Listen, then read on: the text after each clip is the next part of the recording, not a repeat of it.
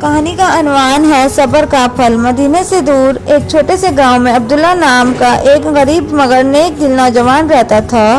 وہ روزانہ محنت مزدوری کر کے اپنے بوڑھے والدین کی خدمت کرتا، لیکن غربت کے باوجود کبھی اللہ سے شکایت نہ کرتا۔ ایک دن شدید بارش میں عبداللہ کا جھوپڑا ٹوٹ گیا اور اس کی محنت سے جمع کی گئی رقم بھی بارش میں بہہ گئی۔ والدین پریشان ہوئے، لیکن عبداللہ نے کہا اللہ پر بھروسہ رکھیں، یہ آزمائش ہے، ہمیں صبر کرنا چاہیے۔ اگلے دن گاؤں میں ایک بوڑھا مسافر آیا جو تھکا ہوا تھا اور بیمار لگ رہا تھا۔ لوگ اسے نظر انداز کرنے لگے، مگر عبداللہ نے اسے اپنے ٹوٹے ہوئے جھونپڑے میں جگہ دی، اپنا کھانا اسے کھلایا اور رات بھر اس کی تیمارداری کی۔ صبح ہوتے ہی مسافر نے عبداللہ کو ایک چمکتا ہوا پتھر دیا اور کہا یہ پتھر تمہاری نیکی کی نشانی ہے، اسے مدینے کے بازار میں بیچنا، لیکن صرف اس شخص کو دینا جو تمہیں 3 بار صدقہ کہے۔ عبداللہ نے پتھر لیا اور مدینے کے بازار نکل گیا۔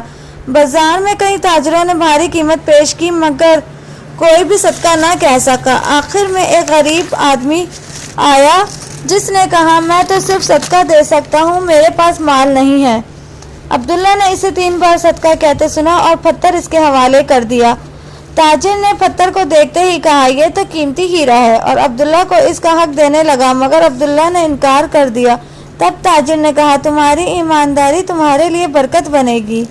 اسی دن شام کو عبداللہ ایک تاجر سے ملا جس سے اسے ایمانداری کی وجہ سے کاروبار میں شریک کر لیا۔ کچھ ہی عرصے میں عبداللہ کی غربت ختم ہو گئی اور وہ اپنے والدین کے ساتھ خوشحال زندگی گزارنے لگا۔ ایک رات عبداللہ نے خواب میں دیکھا کہ وہ مسافر دراصل ایک ولی اللہ تھے جو اس کی نیک نیتی آزما رہے تھے۔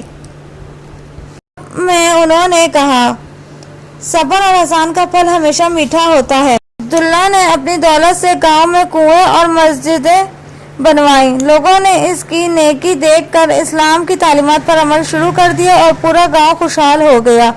سبق: عبداللہ ہمیشہ کہتا اللہ کی رضا کے لیے کی گئی چھوٹی سی نیکی بھی بڑے انعام کا سبب بن سکتی ہے۔ صبر کرو، احسان کرو اور اللہ پر بھروسہ رکھو۔ یہ کہانی ہمیں سکھاتی ہے مشکلات میں صبر کرنا، دوسروں کی مدد کرنا اور ایمانداری سے کام لینا ہی حقیقی کامیابی ہے۔ اللہ اپنے بندوں کی چھوٹی سی کوشش کو بھی بڑا اجر عطا فرماتا ہے۔